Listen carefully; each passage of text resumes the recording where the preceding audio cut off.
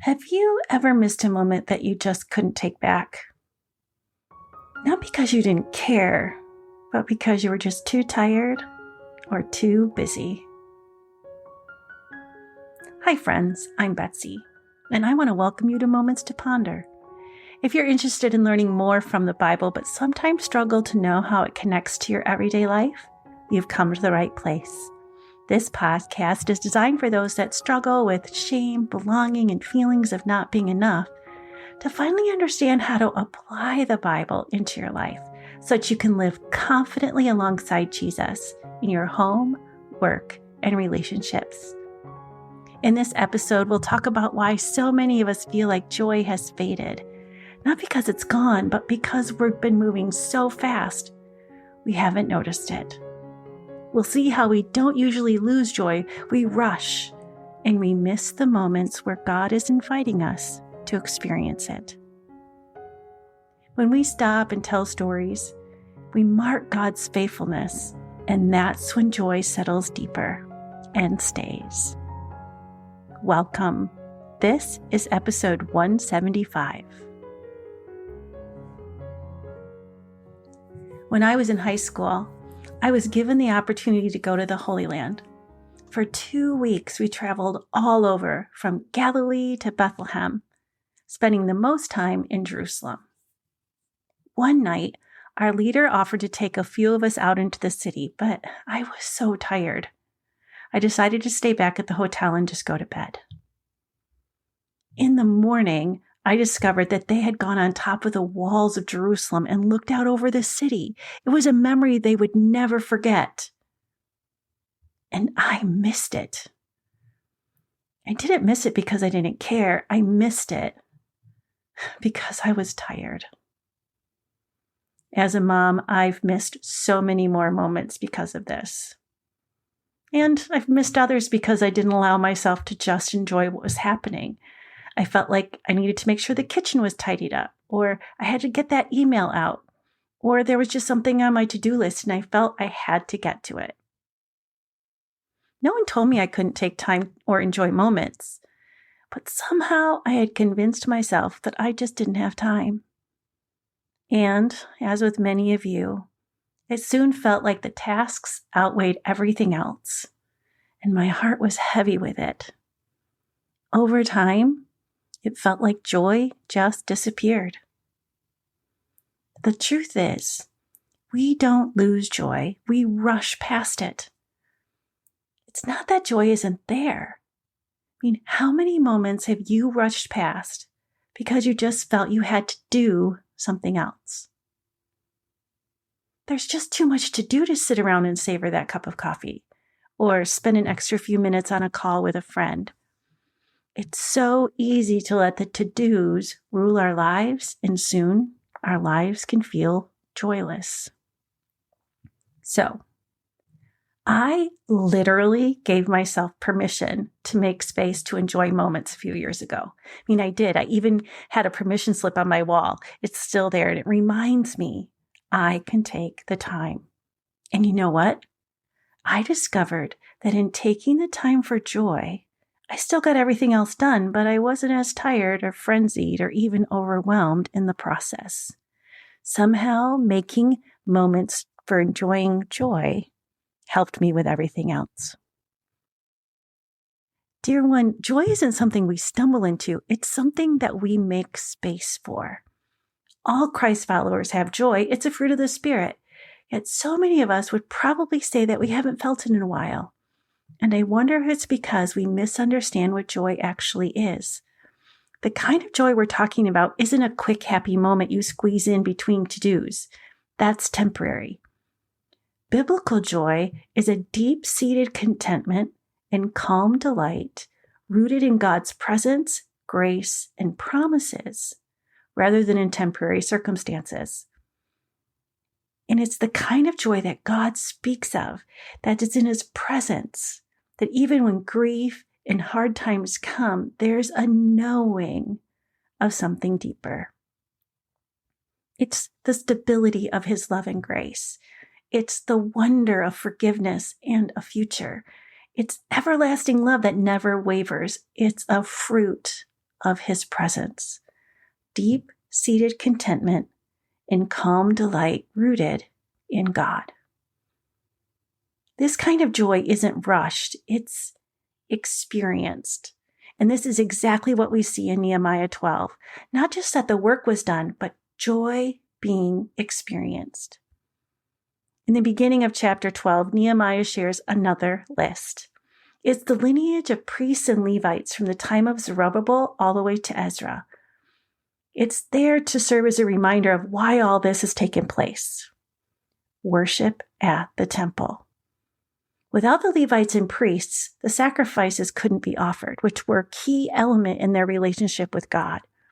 These priests, proven by the lineage list, purified the wall and dedicated it, allowing the holiness of God to be restored into Jerusalem. So we'll pick up the story in verse 27. For the dedication of the new wall of Jerusalem, the Levites throughout the land were asked to come to Jerusalem to assist in the ceremonies. Nehemiah doesn't clarify timing here. It could be right after chapter 11's events or later.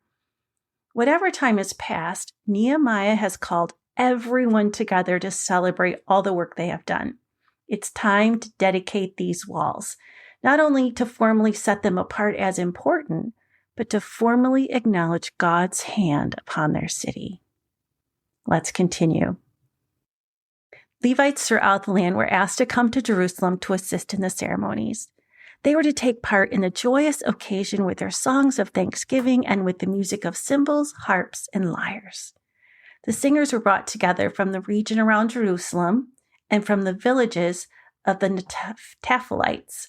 They also came from Beth Gilgal and the rural areas near Geba and Asmaph, for the singers had built their own settlements around Jerusalem. The priests and Levites first purified themselves, then they purified the people, the gates, and the wall. We can see here that they didn't just finish the work, they're preparing to celebrate it. It's the final act in their project. People traveled, choirs learned songs, and the priests and Levites purified people and places. And then in verse 31, I, meaning Nehemiah, led the leaders of Judah to the top of the wall and organized 2 large choirs to give thanks. One of the choirs proceeded southward along the top of the wall to the dung gate. They used the musical instruments prescribed by David, the man of God. Ezra the scribe led this procession. At the fountain gate, they went straight up the steps to the ascent of the city wall toward the city of David. They passed the house of David and then proceeded to the water gate on the east. The second choir, giving thanks, went northward around the other way to meet them. I followed them, together with the other half of the people, along the top of the wall past the Tower of Ovens to the broad wall, then past the Ephraim gate to the old city gate, past the fish gate and the Tower of Hanel, and on to the Tower of the 100. Then we continued on to the sheep gate and stopped at the guard gate. All right, so we need to picture the map of our city again and visualize this. The crowd has gathered at the dung gate, which is the southernmost tip of the city, with 2 large choirs, one that's going to go east-northeast, the other is going to go northwest, as they begin basically a large parade. And as they both head northward, one led by Ezra and one has Nehemiah, they're walking on top of the walls that have come to encircle their city, all rebuilt. And they have their instruments blaring and their choir robes are swaying and they're singing at the top of their lungs. I mean, imagine it. Music, children running around, smiles and laughter as the 2 choirs lead the way on top of the wall and the others follow behind or below. They're walking the very places where they had poured in their sweat and effort, moving stones and pulling rubble away, where they worked with a sword in one hand and a rock in the other. This wall stood as a testimony to what God had done for and through them. Verse 40. The 2 choirs that were giving thanks then proceeded to the temple of God, where they took their places. So did I, together with the group of leaders who were with me. We went together with the trumpet-playing priests. They played and sang loudly under the direction of Jeriziah, the choir director. I mean, what a moment this is. They've come to the temple where they're going to worship, which is the purpose of this whole project, and it's coming to life. The walls are in place, the work is finished, and now it's time to take in the worship.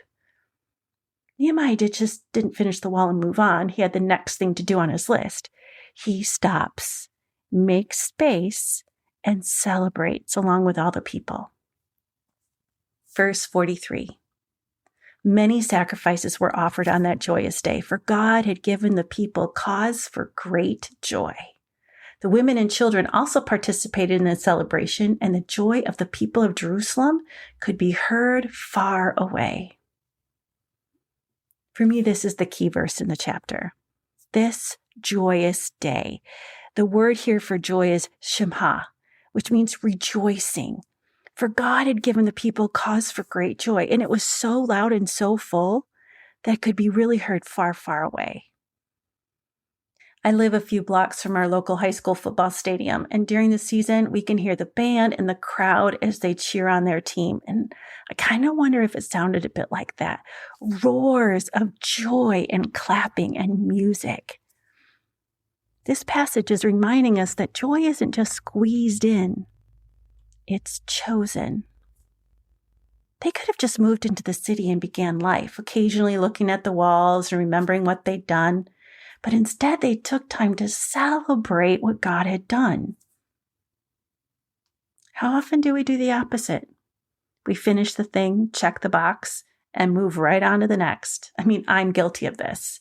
I can easily forget to take the time to celebrate what's been done because I'm ready to move on to the next thing. We ate the cake, so let's get it cleaned up. I know the coffee's only half gone, but my mind is already on the next thing I have to do. Yeah, I know God was at work, sure, but I have curriculum to get done. But what if you ate the cake and then sat down and took joy in the birthday moment? What if you actually finished the coffee and acknowledged the joy of friendship? What if God's stories were the point? I've learned over the years how incredibly important it is to take time to recognize God's work and tell the stories. Dishes can wait. Emails can wait. It's in joining the conversation, stopping to take in the stars, or taking that quiet time that we step into moments. Because when we don't just miss them, we miss the joy God placed in them. In Jerusalem, God's people celebrated God's work by taking time for joy. And this is our application. Remembering what God has done is what keeps joy alive. Yes, I missed a moment on the walls of Jerusalem when I was in high school. But when I think of what God has done in my life, that keeps joy alive, much more than missing a moment on the wall. When we come back from a mission trip and we celebrate the work God has done, that keeps our joy alive going forward. Because when we tell the stories and mark the things God has done, our joy deepens and sticks. Dear one, when was the last time you let yourself just sit in God's goodness? I know our lives are busy, full of kids' sports, our own work and household chores, but what if you allowed yourselves just a few minutes to really let the calm delight of knowing Jesus permeate you? Life moves fast, but joy isn't in a hurry, so today, don't rush past it. God's not just working in your life, He's inviting you to experience all of the joy it brings. So don't miss that moment. If you're like me and you just need to remind yourself that you have permission to enjoy the moments in life, that yes, you may be tired, but stepping in and getting connected is worth it. So I've attached a permission slip in the show notes. If you're like me and need a reminder that it's okay to pause and take in the joy, I encourage you to download the slip, fill it out, and post it where you'll be reminded. Jesus is just waiting to spend time with you. And with that comes joy. Thank you for joining me today. It is an honor to spend some time with you. Amen.